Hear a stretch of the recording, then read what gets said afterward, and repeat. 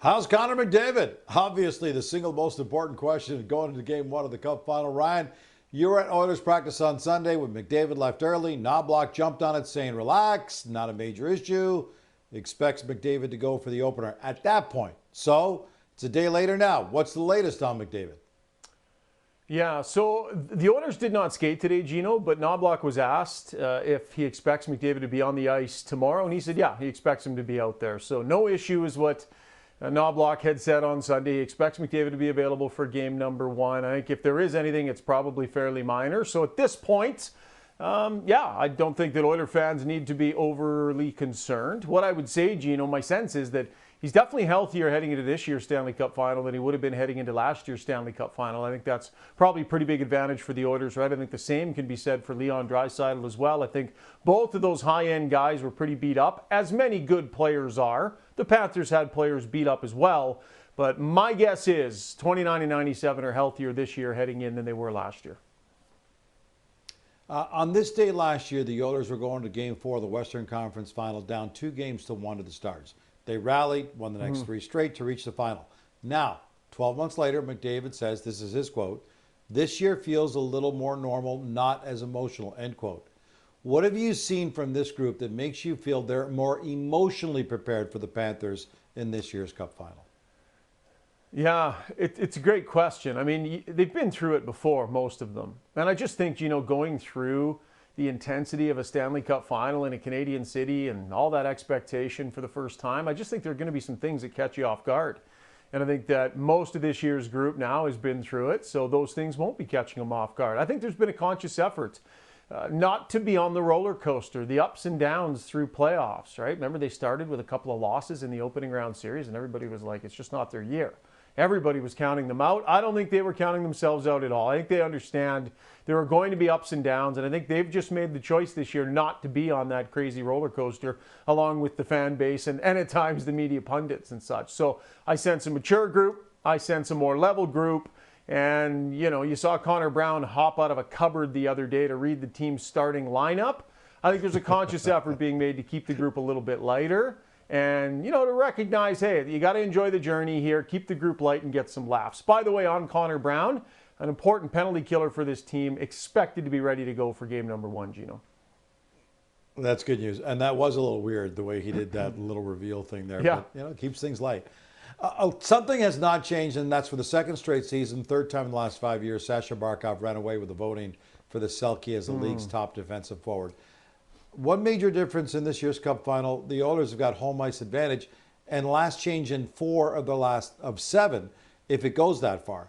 How much could that sway this series, Ryan? Yeah, I mean, Chris Knobloch is not a hard match coach most nights. And part of the reason for that is he wants to get McDavid and Draisaitl out there a fair amount.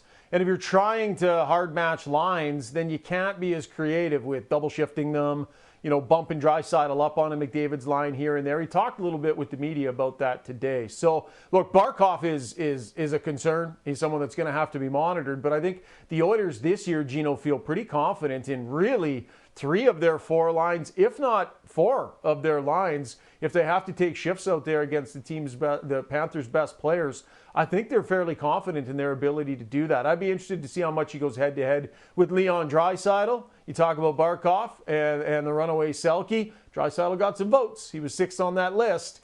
He did a great job against Jack Eichel in the Vegas series at times. So it'd be interesting to see if they maybe go 29 against him and see how that matchup looks. But I think Chris Knobloch is open to it. And the other thing, Gino, he's got 3 D pairs that I feel like he's pretty comfortable with out there. It's not like there's any one of the defensemen he's going to feel like he has to protect a lot. And that just was not the case in last year's final. You mentioned Draisaitl and the Selke voting. Draisaitl actually got 1 first-place vote. I'm not sure how that could be the case, but I understand your point, Draisaitl. It wasn't me. Yeah, so it wasn't you. Okay, fair enough. Another major difference in this year's Cup Final, a healthy Evander Kane. He only played the first 2 games of last year's Cup Final before he just couldn't play anymore. How much of a difference could he make in this series?